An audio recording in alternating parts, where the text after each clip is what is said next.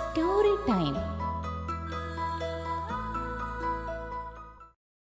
Hello കൂട്ടുകാരെ, ഇന്ന് പറയാൻ പോകുന്നത് രാമുവിൻ്റെ കഥയാണ്. പണ്ട് ഒരു ഗ്രാമത്തിൽ രാമു എന്ന പേരുള്ള ഒരു കർഷകൻ ഉണ്ടായിരുന്നു.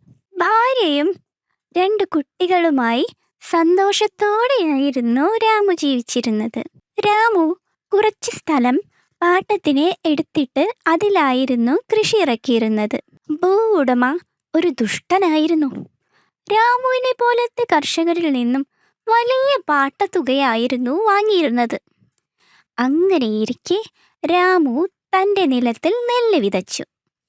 കുറച്ചുനാൾ കഴിഞ്ഞപ്പോൾ നെല്ലിൽ എല്ലാം നല്ല കതിരി വന്നു. രാമുവിനും കുടുംബത്തിനും സന്തോഷമായി.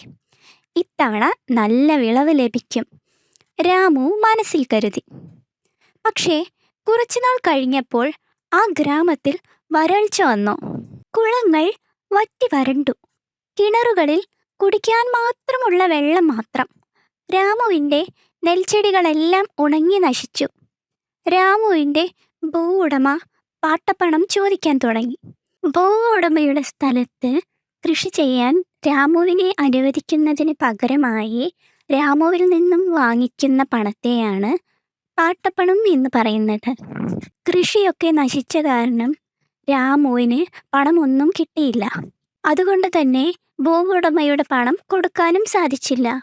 ഭൂ ഉടമ പാട്ടപ്പണം ചോദിക്കാൻ തുടങ്ങി. പാവം രാമു, അരി വാങ്ങിക്കാൻ പോലും കാശില്ല.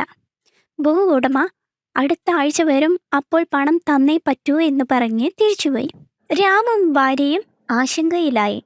വിഷമിച്ചിരിക്കുന്ന രാമുവിനോട് ഭാര്യ പറഞ്ഞു, തൽക്കാലം നിങ്ങൾ കാട്ടിൽ പോയി കുറച്ച് വിറക് വെട്ടിവാ, അത് ചന്തയിൽ വിറ്റാൽ പണം കിട്ടും. രാമു ഉടനെ ഒരു കോടാലിയുമായി കാട്ടിലേക്ക് പോയി. മരം വെട്ടി പരിചയമില്ലാത്തതുകൊണ്ട് രാമു മരം വെട്ടാൻ വളരെ കഷ്ടപ്പെട്ടു. കുറച്ചു നേരം കഴിഞ്ഞപ്പോൾ രാമു ക്ഷീണിച്ചു. കുറച്ച് വിറക് മാത്രമേ കിട്ടിയുള്ളൂ. രാമു ഒരു മരത്തിൻ്റെ ചുവട്ടിൽ വിശ്രമിക്കാനായിരുന്നു. അപ്പോഴാണ് കരിയിലകൾക്കിടയിൽ എന്തോ തിളങ്ങുന്നതായി രാമു കണ്ടത്. നോക്കിയപ്പോൾ രത്നം പതിച്ച സ്വർണ്ണ മോതിരം. അതിൽ രാജമുദ്ര കൊത്തിവെച്ചിരുന്നു. അത് രാജാവിൻ്റെ മോതിരമാണെന്നും നായാട്ടിന് വന്നപ്പോൾ നഷ്ടപ്പെട്ടതാണെന്നും രാമുവിന് മനസ്സിലായി. തലമുറകളായി രാജകുടുംബത്തിൽ കൈമാറി വന്ന മോതിരമായിരുന്നു അത്. അത് നഷ്ടപ്പെട്ടതിൻ്റെ വിഷമത്തിലായിരുന്നു രാജാവ്. സത്യസന്ധനായ രാമു ആ മോതിരം രാജാവിന് നൽകി. രാജാവിന് വളരെ സന്തോഷമായി. രാമുവിന് ധാരാളം സമ്മാനങ്ങളും പണക്കിഴിയും നൽകി. പിന്നീടുള്ള കാലം രാമു സുഖമായി ജീവിച്ചു. ഇതുപോലുള്ള കഥകൾ കേൾക്കാൻ സബ്സ്ക്രൈബ് ചെയ്യൂ. നിങ്ങളുടെ ലൈക്കും ഷെയറും പ്രതീക്ഷിക്കുന്നു. അടുത്ത കഥയിൽ വീണ്ടും കാണാം.